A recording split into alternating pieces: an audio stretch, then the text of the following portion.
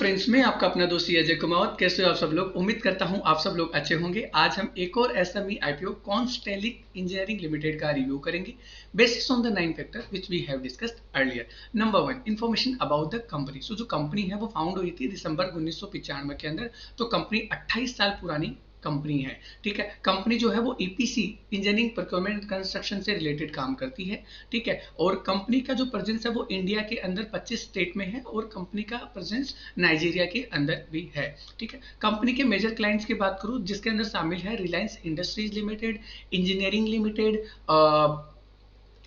अपना JSW steel, Indian oil, BPCL, HPCL, CPCL, ISRO, SCC, Adani, NTPC और Tata steel इसके major clients में शामिल है।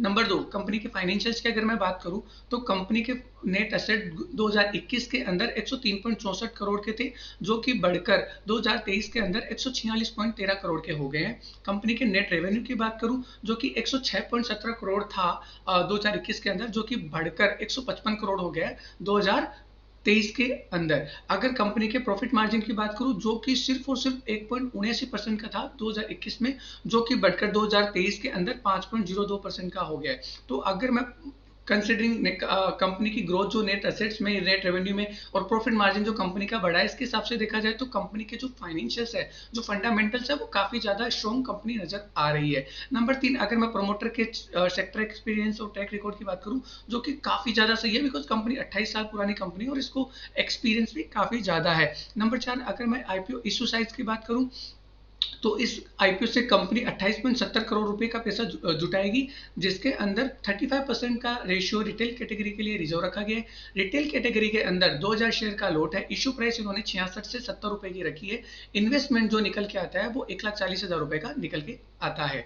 ठीक है, और आईपीओ जो है वो 19 जनवरी को ओपन हो गया था, जो कि 23 जनवरी तक ओपन रहेगा। मतलब 23 जनवरी इसमें अप्लाई करने की लास्ट डेट है। अगर मैं नंबर 5 बात करूं इशू ऑब्जेक्टिव की, तो कंपनी जो भी आईपीओ से पैसा जुटाएगी इसका यूज अपनी वर्किंग कैपिटल की रिक्वायरमेंट को पूरा करने और to meet general corporate expenses and public issue के जो भी एक्सपेंसेस है उसको पूरा करने के लिए करेगी। नंबर 6, अगर मैं इशू टाइप की बात करूं तो पूरा का पूरा पैसा कंपनी फ्रेश इशू से जुटा रही है, जो कि कंपनी की ग्रोथ में इसका पैसा काम आएगा। अगर मैं वैल्यूएशन की बात करूं तो कंपनी का जो अर्निंग पर शेयर है वो 5.15 का निकल के आता है। और अगर मैं पीई रेशियो की बात करूं जो कि 13.59% का निकल के आता है। रिटर्न ऑन नेटवर्थ की बात करूं जो कि 12.56 का निकल के आता है। ठीक है, कंपनी का नेट रिटर्न ऑन नेटवर्थ थोड़ा सा कम है, तो बोल सकते हैं कि कंपनी का वैल्यूएशन ठीक ठाक है, ना ज्यादा हाई है ना ज्यादा लो है। एवरेज प्राइस पे इसका वैल्यूएशन किया गया है। ठीक है, और लेटेस्ट ग्रे मार्केट की प्रीमियम बात करूं तो आज की डेट में इसका लेटेस्ट ग्रे मार्केट प्रीमियम 100% के आसपास चल रहा है और पर लोट का गेन 1,40,000 रुपए के आसपास का निकल के आता है।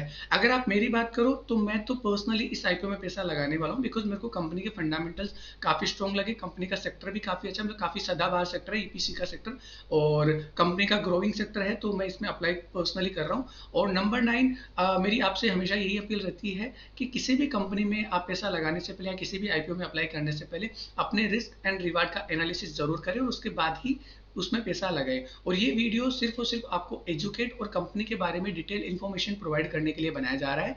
इसके अंदर कहीं पे भी आपको बाइंग एंड सेलिंग का कोई रिकमेंडेशन नहीं दिया जा रहा है। ठीक है, और मैं उम्मीद करता हूं मेरे द्वारा दी गई जानकारी एंड इन्फॉर्मेशन आपको पसंद आ रही है। अगर मेरे द्वारा दी गई जानकारी एंड इन्फॉर्मेशन आपको पसंद आती है तो वीडियो को लाइक करें, अपने फ्रेंड्स के साथ शेयर करें। आपके कोई भी फीडबैक, सजेशन या फिर आपके कोई भी रिकमेंडेशन है तो कमेंट सेक्शन के द्वारा मेरे को बताइए। अगर आप चैनल पे नहीं है तो चैनल को सब्सक्राइब करिए, बेल आइकन को दबाइए।